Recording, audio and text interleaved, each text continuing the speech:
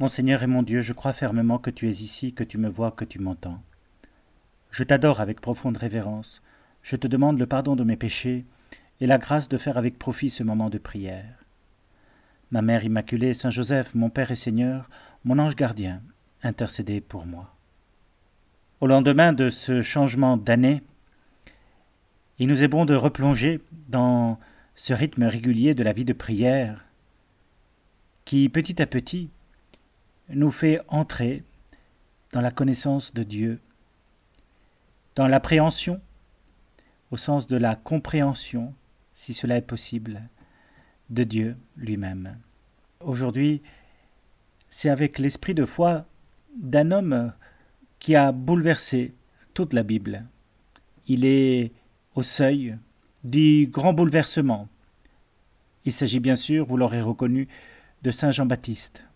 Cet homme qui déclare justement qu'il n'est pas digne de délier la courroie de la sandale du Christ, qui se déclare humble, si humble qu'il n'est presque rien devant celui qui vient, devant Jésus, celui que nous avons célébré tout au long de ces festivités de Noël, et dont nous ne mesurons pas toujours, dans son humanité si gracieuse, mais si humble, la grandeur et la divinité. Saint Jean-Baptiste le mesurait. Et comment est-ce qu'il est parvenu à cela, Seigneur? Apprends-moi à regarder. Comment Saint Jean-Baptiste est arrivé à comprendre que tu étais l'agneau pascal et qu'il devait, lui, se réduire tandis que toi, tu grandirais? Il l'a compris, eh bien, non sans effort, par une vie happée par l'Esprit Saint qui l'a amené à de grandes austérités dans le désert. Et là, dans le cœur à cœur avec Dieu, il est entré dans ce chemin de foi, dans cette vie de foi, qu'est la rencontre avec Dieu. La foi, c'est un chemin exigeant. Il est nécessaire de s'en rendre compte. Ce n'est pas, en quelque sorte, par surprise qu'on tombe en présence de Dieu. C'est vraiment parce que nous le voulons, parce que nous l'avons décidé, parce que nous le cherchons. Et que dans cette quête, eh bien, nous avons la surprise de constater que Dieu répond, que Dieu se présente, que Dieu se dévoile, que Dieu se fait connaître. Et connaître comment? La foi, voyez-vous, comme dit l'Épître aux Hébreux, c'est posséder ce que l'on ne voit pas encore, mais qu'on espère. Et nous comprenons alors qu'il y a quelque chose comme une relation avec le fait de connaître, d'aimer. Espérer, c'est attendre de recevoir quelque chose à quoi nous aspirons, que nous aimons mais que nous ne connaissons pas, que nous aimerions connaître, et qu'en apprenant à connaître, nous apprenons aussi à aimer. Rendez-vous compte, on ne peut pas aimer sans connaître. Eh bien, plus nous connaissons, mieux nous connaissons, plus l'amour devient grand. Et du coup, vous considérerez avec effroi le fait que si l'amour se refroidit, eh bien, il ignore, il devient ignorant de cette présence multiforme de Dieu dans la vie de tous les hommes. Une image qui était donnée par le bienheureux Eugène, Marie-Eugène de l'Enfant Jésus, je cherchais ce nom. Il donnait cette image du greffon par rapport au cep. Le cep est né de la vigne, en lui coule la sève naturellement. Le greffon a été ajouté à la vigne. Et même s'il ne partage pas du tout la même sève de prime abord, petit à petit, si le greffon prend, il va prendre aussi la sève de la vigne, du pied de vigne dans lequel il a été greffé. Eh bien, nous, c'est pareil dans la foi. Quand nous nous greffons au Christ, petit à petit, en nous se trouve comme infusée la connaissance de Dieu. La connaissance de Dieu vient de cette fréquentation du mystère divin. Et plus nous le fréquentons, plus celui-ci devient grand. Et plus celui-ci devient grand, plus nous devenons humbles et vrais. tant il est vrai que cela est lié. C'est sainte Thérèse d'Avila qui a beaucoup insisté là-dessus. Il faut, pour devenir humble, pour grandir dans la foi, il faut se mesurer à Dieu. Découvrir en quelque sorte, comme un pléonasme, le très beaucoup qu'est Dieu et le rien que nous sommes. Et quand nous mesurons cette distance infinie, alors nous devenons comme saint Jean-Baptiste, le plus humble des enfants de la terre.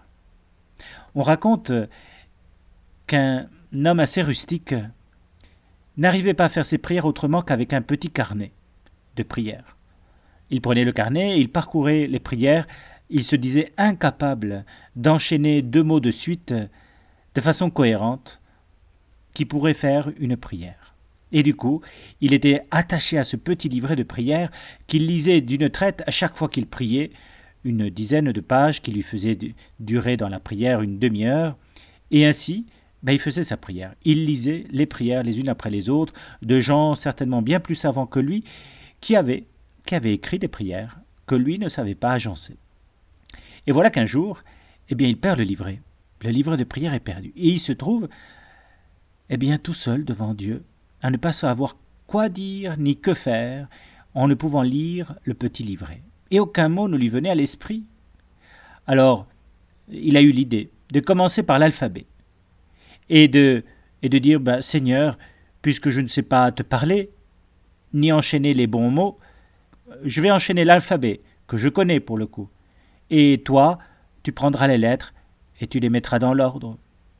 Et derrière cette humble prière, il y avait toute la considération magnifique de la sagesse de Dieu et de sa petitesse à lui, de sa capacité à le comprendre bien mieux dans son intimité que lui n'avait à le comprendre lui dans sa grandeur.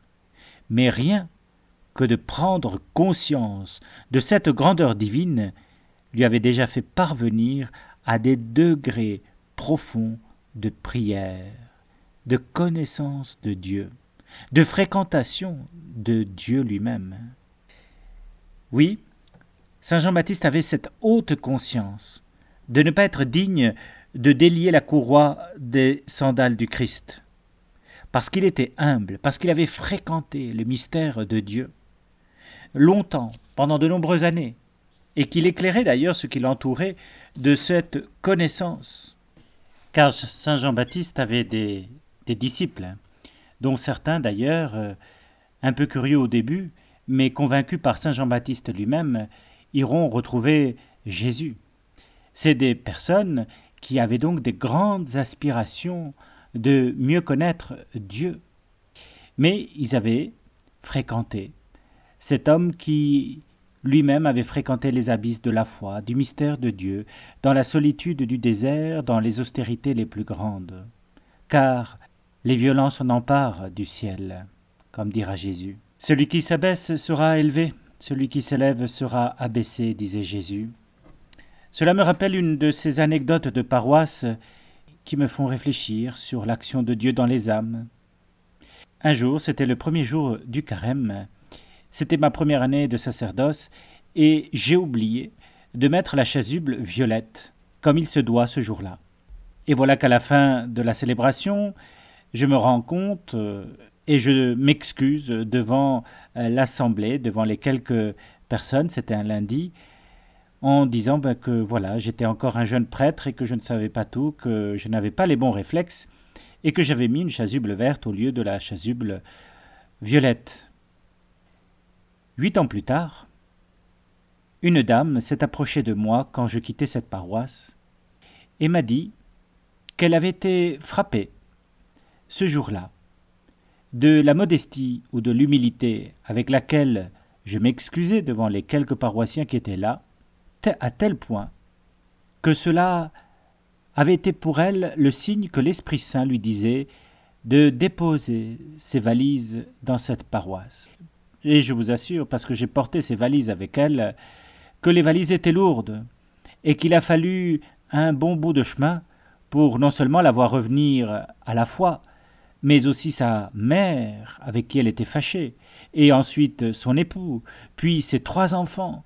Tous ont été baptisés, confirmés, pendant les 8 ans qui suivirent, parce que un prêtre avait modestement demandé pardon. Vous vous rendez compte de la force de l'humilité? Je te remercie, mon Dieu, des bonnes résolutions, des actes d'amour et des inspirations que tu m'as communiquées dans cette méditation. Je te demande de m'aider à les mettre en pratique. Ma Mère Immaculée, Saint Joseph, mon Père et Seigneur, mon ange gardien, intercédez pour moi.